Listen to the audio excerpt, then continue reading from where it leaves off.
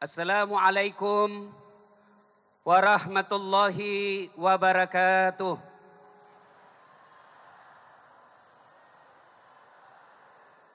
Alhamdulillah, alhamdulillahi rabbil alamin. Wabihi nasta'inu ala umurid dunya waddin. Asyhadu an la ilaha illallah wa asyhadu anna Muhammadan abduhu wa rasuluh. Allahumma salli ala Sayyidina Muhammad wa ala alihi wa sahbihi ajma'in. Amma ba'd. Ma'asyiral muslimin muslimat, Bapak Ibu saudara-saudara sekalian, pemirsa TV One dimanapun Anda berada. Suatu ketika saya diundang ceramah ke Kalimantan Selatan, Kabupaten Tanah Bumbu, khotbah Jumat. Selesai khotbah Jumat, datanglah seorang bapak kira-kira umurnya 50 tahun, duduk bersimpu di depan saya meneteskan air mata. Dan saya yakin pada saat itu pasti ada masalahnya nih orang. Lalu dia berkata kepada saya, dia pegang lutut, "Ustadz, tolong doakan saya." Kenapa Pak? Saya ini perantau dari Sulawesi Selatan ke Kalimantan ini. Saya bisnis tambang batu bara. 4 tahun saya merantau, alhamdulillah sukses. Tapi 2 bulan terakhir ini saya bangkrut. Kalau cuma bangkrut Ustadz, saya bisa terima. Tapi yang jadi masalah besar, saya bangkrut meninggalkan banyak utang. Saya dikejar-kejar penduduk lokal, bahkan saya mau disembelih. Saya mau pulang kampung, malu. Orang Bugis Pak, siri, masiri Kak.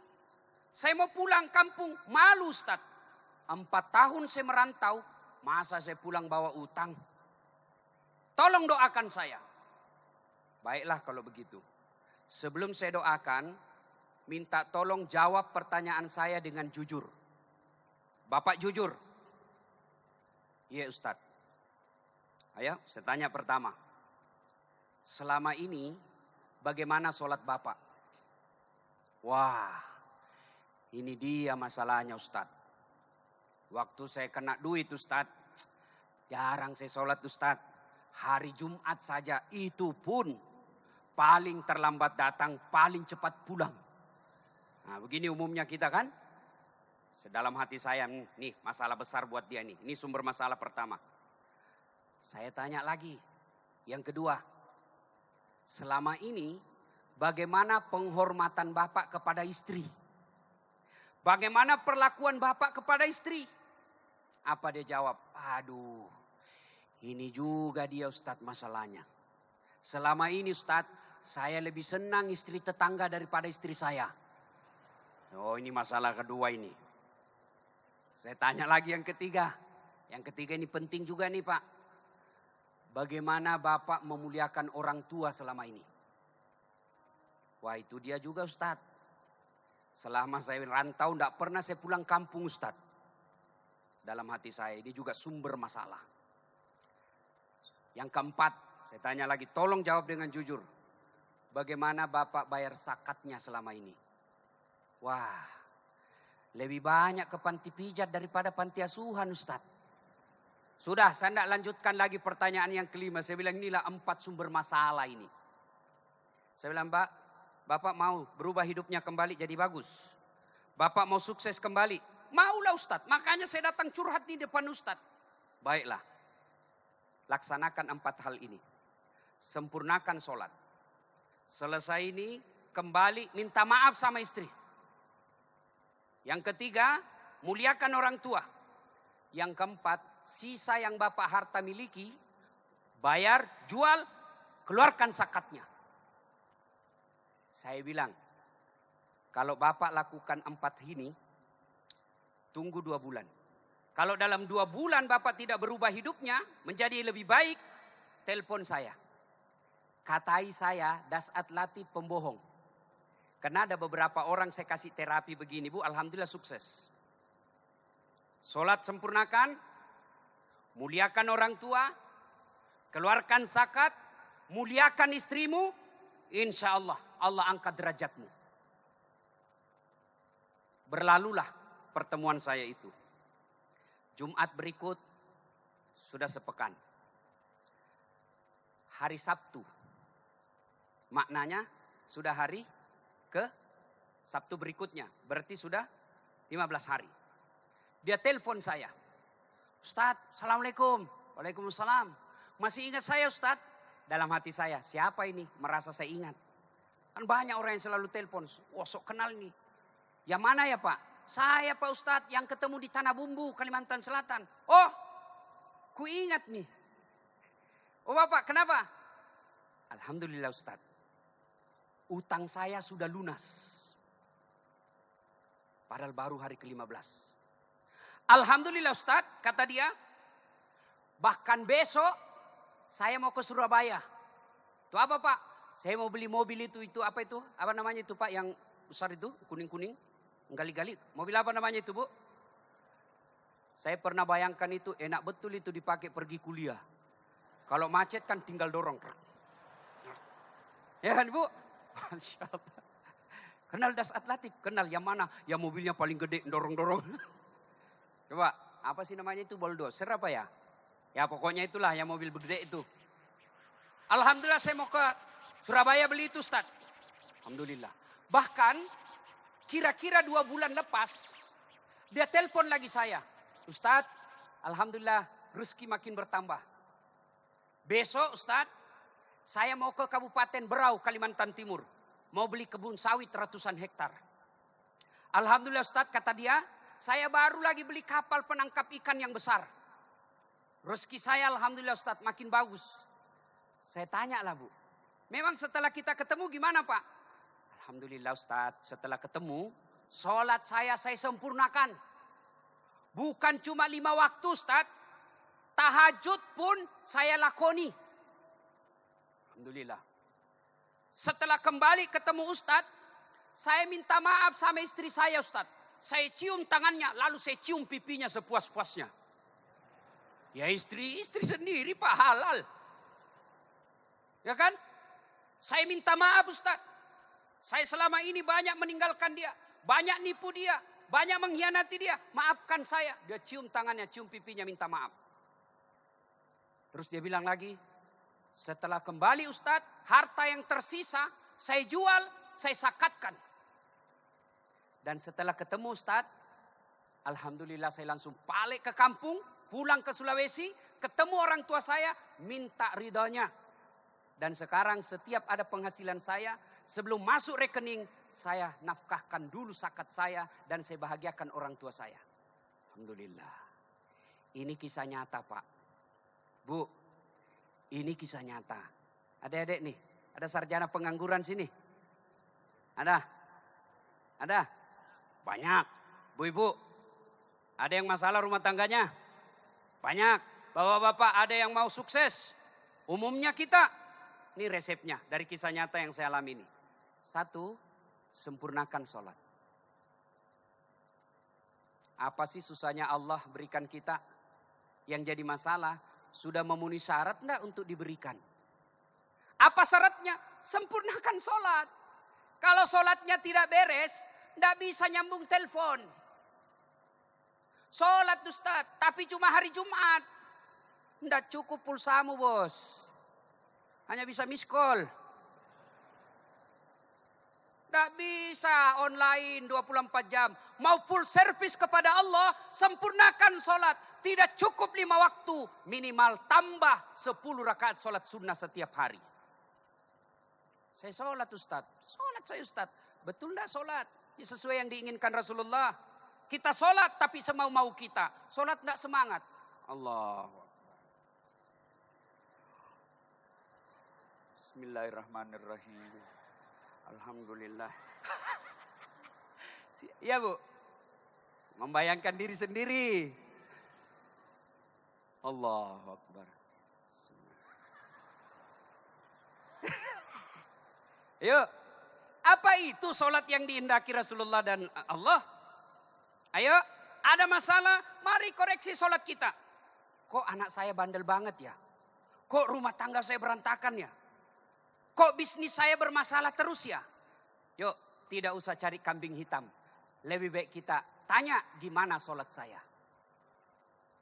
Kalau sholat baik, Tidak ada susahnya Allah memberikan kita yang kita mau. Tidak masuk akal. Iya kata manusia. Tapi kalau Allah yang mau, kecil keinginan manusia. Contoh. Mau kasih contoh Ibu? Mau saya kasih contoh? Bu, bisa enggak manusia hidup kalau dibakar dalam api yang sangat besar? Bisa? Bisa? Bisa kalau Allah mau. Apa contohnya? Ibrahim alaihissalam bakar dalam api yang sangat besar. Dengan izin Allah takluk api, selamat Ibrahim alaihissalam. Pak, pernah masuk perut ikan? Pernah? Nih Ustadz Sulawesi, ikan yang masuk ke perut saya. Logika berkata, tidak mungkin masuk akal manusia bisa masuk perut ikan. Itu logika kita. Kalau Allah yang mau, Yunus alaihissalam masuk perut ikan. Berbeda pendapat ulama. Ada yang mengatakan 40 hari, ada yang mengatakan 10 hari. Tidak jadi masalah berapa jumlah harinya. Yang jelas lama. Keluar dalam perut ikan, selamat. Bu, pernah lihat banjir? Pernah? Oh bukan pernah lagi, sering. Coba lihat adik-adik air di got. Air di got. Kalau airnya mengalir ke kanan, benda yang ada di air tersebut juga mengalir ke kanan. Kecuali ada motor atau mesinnya ya. Itu sunnatullah. Air mengalir ke kanan, benda yang ada di air itu pasti juga mengalirnya ke kanan. Tapi berkehendak Allah lain, airnya mengalir ke kanan, benda yang ada di atasnya mengalir ke kiri. Air pada saat itu sungai Nil mengalir ke kanan. Petinya Nabi Musa mengalir ke kiri. Masuk ke rumahnya Fir'aun laknatullah alaih. Kalau Allah yang mau. Nih perempuan nih. Bisa enggak perempuan hamil enggak pernah disentuh laki-laki? Bisa. Kata manusia enggak mungkin. Hukum biologi mengajarkan enggak mungkin Ustaz. Kalau Allah yang mau. Maryam, Siti Maryam. Wanita suci. Tidak pernah disentuh oleh laki-laki manapun. Hamil melahirkan Isa alaihissalam. Sayang 1000 sayang. Sekarang banyak perempuan mau saingan sama Siti Maryam. Tidak punya suami mau hamil. Beleng-beleng. Ayo. Sempurnakan sholat. Jadi begitu ada masalah dalam hidup ini. Tidak usah cari kambing hitam. Tidak usah menyalahkan siapa-siapa. Lebih baik koreksi sholat kita. Dan bilang itu Ustaz tidak pernah sholat. Jadi wali kota, itu tidak pernah sholat, proyeknya lancar. Itu secara kasat mata kita lihat dia bahagia. Tapi apa yang kita tidak tahu? Oh, suaminya selingkuh, istrinya membalas. Anaknya 3, 1 pengedar, 1 pengisap, 1 kawin lari di bawah bandar. Apa yang kita tidak tahu? Mobilnya harga miliaran. Tapi begitu naik mobil tidak bisa bahagia di atas mobilnya. Hati-hati, kiri, kanan, rem sedikit. Mati kita. Oh, mobilnya 1 miliar tapi tidak bahagia di atas mobil. Iya Bu? Ya. 1, resep pertama, sempurnakan sholat. Yang kedua, nih buat bapak-bapak nih. Mau bahagia? Mau sukses? Muliakan istri. Tidak mungkinlah rasa-rasanya Allah berikan kepada kita kebahagiaan. Kalau wanita yang kita ambil, kita nikahi dengan syariat Islam. Bahkan ketika kita nikah, kita ucapkan saya nikahi kamu dengan mahar lillahi ta'ala. Atas nama Allah. Lalu kita ngurusnya serampangan. Tidak mungkin. Mulai sekarang Pak, yuk muliakan istri. Saya kadang kala heran sama istri tetangga sopan. Turun, monggo. Tabeki, gimana kabar Bu? Sehat? Itu sama tetangga. Sama istrinya, bodoh memang ini. Gimana? Iya. Ya Pak. Panggillah istri kita seperti Rasulullah memanggil Aisyah, ya Humaira, yang kemerah-merahan pipinya. Yuk, balik nanti panggil istri dengan panggilan kasih sayang. Wahai istriku yang termancung hidungnya di lorong 3. Tidak mancung hidungnya Ustaz. Ya giginya dilihat. Justru giginya mancung Ustaz. Coba panggil istri dengan panggilan kasih sayang. Coba jangan seperti cerita. Wallahu alam benar atau tidak. Setiap dipanggil istrinya sayang mulu Pak. Ini pegawai negeri yang sudah pensiun. Kira-kira umurnya sudah 70 tahun Bu. Sayangku ada tamu. Sayangku tolong bikin kopi. Sayangku masak air. Dengar sama cucunya. Ih. Kakek romantis betul. panggil nenek sayang terus. Dia panggil cucunya, sini dulu nak, jangan ribut. Kenapa Nek? Kayak saya lupa namanya nenekmu.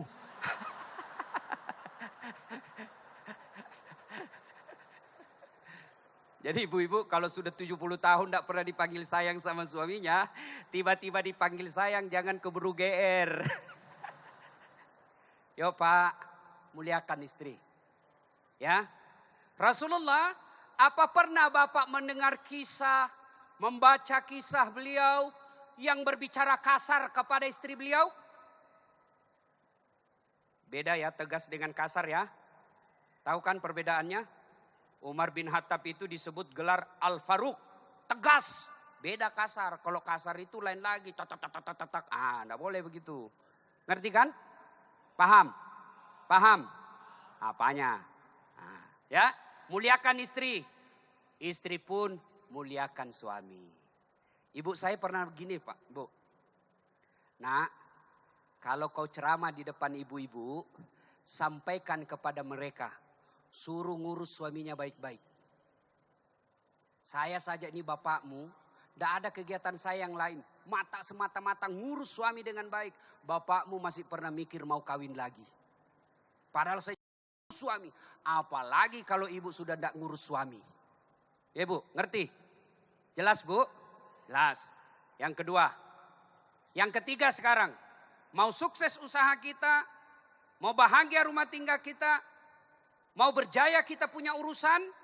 Yang ketiga adalah, Pak Ibu, muliakan orang tua. Ini yang sekarang anak-anak tidak miliki. Bu, Ibu, saya tanya Bu, jabat tangan sama anaknya, cium tangan tidak anak kita Ibu? Cium tangan? Cium tangan? Sepertinya saya tidak percaya. Bukan cium tangan Bu, sliding. Ya beda anak-anak kita, nah cium tangan kan begini. Coba Ibu cium tangan gak? Anak kita sekarang ya? Ya. Giliran sama cowoknya, tabek Kak. Beleng-beleng. Tangannya cowoknya dicium, siapa yang ngajar? Masya. Bu, anak-anak kita hormat gak sama suami? Hormat gak sama bapaknya? Ya. Mau bukti? Mau? Nanti pulang tolong periksa HP-nya anak-anak kita. Kira-kira wallpapernya itu fotonya bapaknya atau siapa? Pak, pulang nanti periksa deh HP-nya anak kita. Siapa wallpapernya? Ayo. Oh, artis Korea. Pentingnya anak kita didik dengan baik. Tidak mungkinlah anak kita baik kepada orang tuanya kalau orang tua gagal mendidik anaknya. Sekarang era modern ini, silakan didik anak kita. Bacalah psikologi pendidikan, baca hasil riset, silakan, tidak dilarang dalam mendidik anak. Tapi keliru, sesat dan menyesatkan ketika Bapak Ibu sekalian mendidik anaknya meninggalkan Al-Quran. Tanya Ibu, Bu tahu enggak surah yang khas Allah turunkan untuk metode mendidik anak? Surah apa Ibu? Surah apa? Ayo, surah apa Pak? Yang khas untuk mendidik anak? Surah Luqman. Gimana anak-anak kita mau jadi soleh dan soleha kalau metode mendidik kita tidak berdasarkan Al-Quran? Tuh Pak, Bu. Kita berterima kasih dan bersyukur kepada Allah Subhanahu wa taala. Berterima kasih kepada Ustadz Yusuf Mansur. Gerakan hafal Quran. Luar biasa. Ini suatu kisah Bu. Suatu ketika Rasulullah menuju ke suatu tempat. Dalam perjalanan tersebut, Rasulullah melewati pemakaman. Rasulullah melewati pemakaman. Ketika beliau melewati pemakaman, Rasulullah bersabda, cepat-cepat, langkahkan kakimu dengan cepat. Sahabat pun mempercepat langkahnya. Setelah sampai tujuan, Rasulullah balik lagi. Melewati jalan yang sama, melewati pemakaman. Pada saat melewati pemakaman, yang tadinya Rasulullah mempercepat langkah, begitu lewat kembali, sahabat mempercepat lagi langkahnya. Rasulullah bersabda, tenang, tidak usah buru-buru, tidak usah dipercepat. Sahabat bertanya, ada apa ya Rasul? Tadi kami disuruh cepat-cepat waktu berangkat, pulang enggak lagi, ada apa ya Rasul? Rasul menjawab, andai saja engkau diberikan pendengaran seperti telinga saya, maka engkau akan dengar betapa disiksanya ini orang dalam kubur. Saya tidak tega, tidak mampu saya mendengar lama-lama ini orang disiksa, maka aku suruh engkau cepatkan langkahmu. Lalu kenapa ketika balik tidak lagi ya Rasul? Rasul menjawab, saya mendapat informasi dari Jibril. Orang yang ada di alam kuburnya berhenti disiksa, istirahat. Kenapa? Anaknya lagi belajar mengaji, membaca Bismillahirrahmanirrahim. Dengan nama Allah, Maha Pengasih, Maha Penyayang. Tidak mungkin aku siksa orang tuanya. Tidak mungkin aku siksa ibunya. Tidak mungkin aku siksa bapaknya di kuburnya. Sementara anaknya menyampaikan dengan nama Allah, Maha Pengasih, Maha Penyayang. Nah, maknanya Ibu, yang bisa menolong kita di kubur nanti, anak yang soleh dan soleha. Anak apa Ibu? Anak yang apa? Pak, yang bisa membantu Bapak di alam kubur ketika saat itu tidak ada lagi bantuan. Ketika saat itu tidak bisa lagi kita bertobat. Ketika saat itu tidak lagi kita bisa berdoa. Ketika saat itu tidak bisa lagi kita menambah amal. Yang bisa menolong kita dalam kubur adalah, yang kita harapkan adalah doa dari anak-anak kita. Dari siapa Pak? Anak yang soleh dan soleha. Dari istri? Dari suami Bu? No, belum tentu. Ini baru-baru di Makassar Bu. Ada teman saya pulang umroh. Kira-kira beberapa tahun yang lalu. Meninggal istrinya Bu. Nangis sampai bengkak matanya. Kenapa saya rasa-rasanya Ustadz, tidak ada lagi harapan untuk hidup Ustadz. Inilah istri saya yang paling saya sayang Ustadz. Beberapa hari yang lalu saya jogging di Karebosi. Ketemu lagi saya dia Bu. Bawa istri baru. Si muda lagi. Saya tunjuk, siapa itu Pak? Istri baru Ustadz. Dalam hati saya, lupa istrinya yang dikubur. Yuk, jadikan anak kita yang soleh dan soleha. Dengan cara apa? Cara apa? Perkenalkan Al-Quran sedini mungkin kepada anak kita. Ketiga, yang keempat, mau sukses, mau berjaya, usaha dunia akhirat kita. Jangan lupa zakat sedekah. Jangan lupa apa Ibu? Jangan lupa apa? Zakat sedekah. Zakat itu ada namanya zakat harta. Ya, zakat harta itu gimana hitungnya? Bu tahu kan cara hitung zakat? Gimana mau bayar zakat kalau tidak tahu cara ngitung zakat? Apa pula bedanya dengan hadiah, dengan sedekah?